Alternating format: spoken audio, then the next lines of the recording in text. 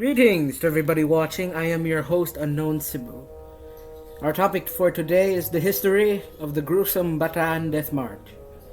Our topic today is well known. It is one of the worst moments during the invasion of the Philippines by the Japanese Empire in 1942. This is when about 75,000 prisoners of war were forced to march 66 miles, or 106 kilometers. Before we get into the details of the march, let's first start off with how more than 70,000 soldiers were cornered in Bataan in the first place.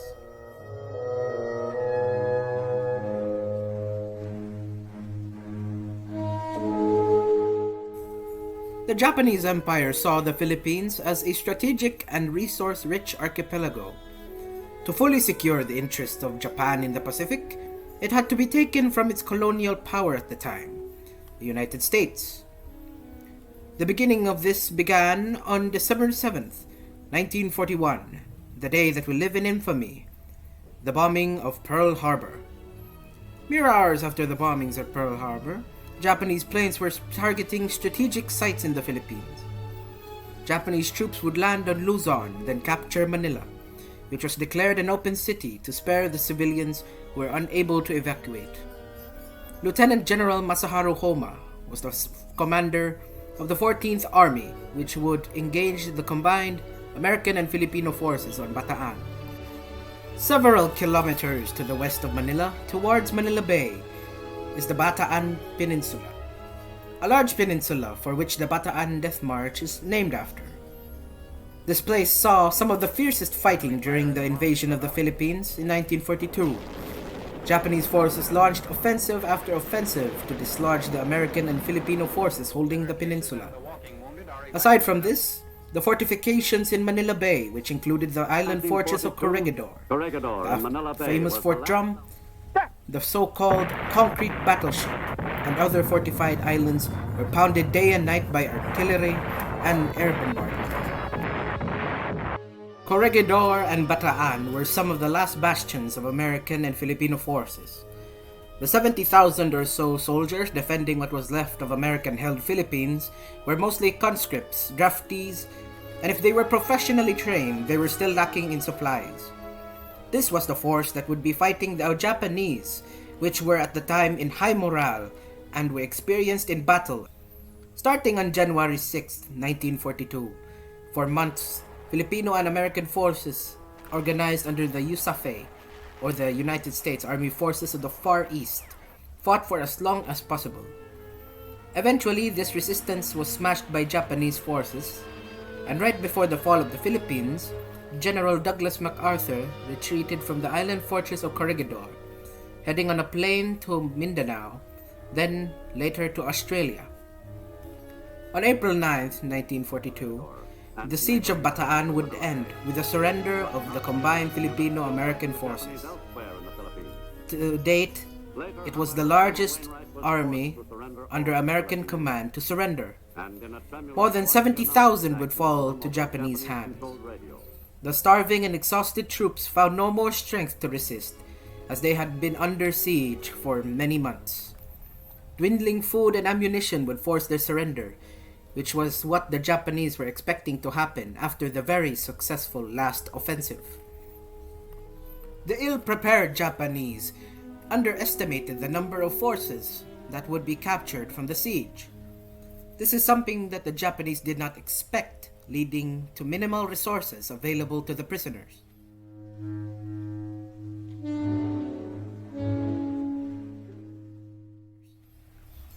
The first of many atrocities would happen shortly after the surrender, when hundreds of Filipino officers were killed for their role in the defense of Bataan.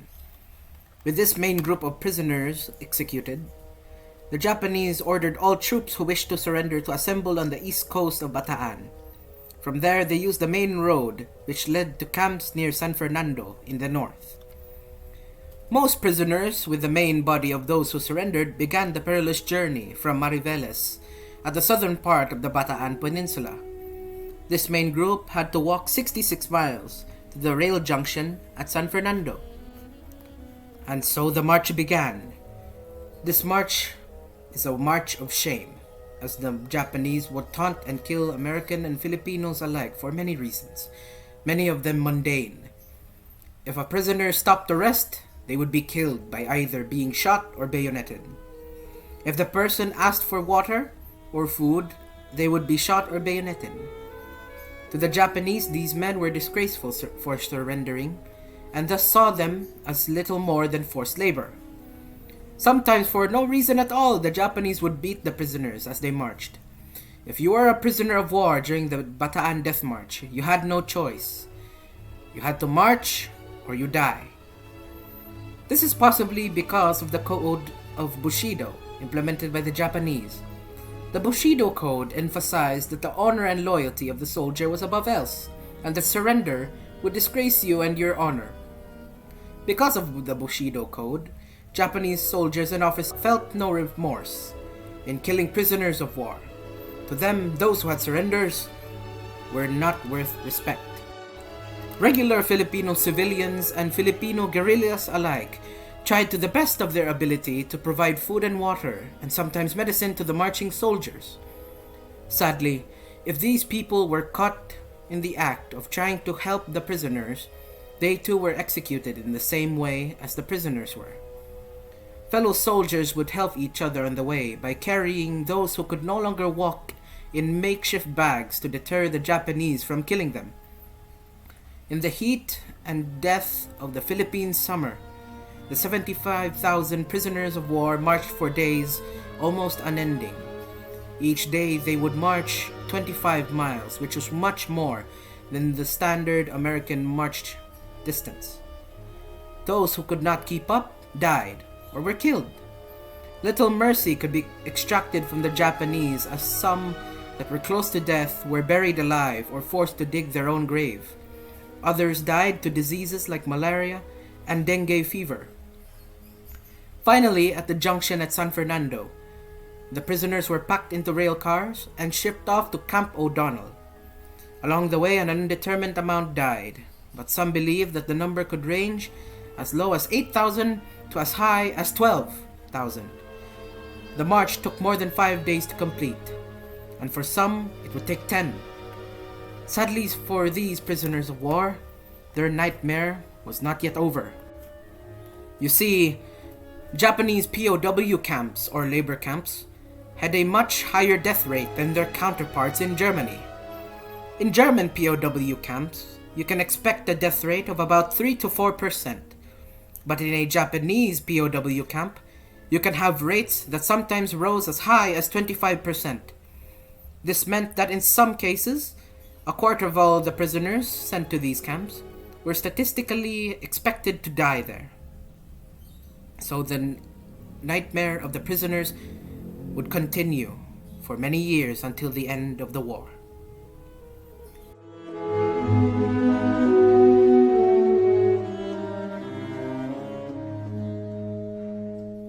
And there ends the story of the Bataan Death March, one of the most brutal events in World War II. It is worth noting, though, that General Masaharu Homa would be put on trial years later, after the surrender of Japan. There, among many other war crimes and atrocities, he was also put on trial for his involvement in the Bataan Death March. So, there is the Bataan Death March. I try my best to make these videos as informative as possible, though the production quality may not be of standard. But I would very much appreciate it if you support my channel by liking and subscribing. Thank you very much.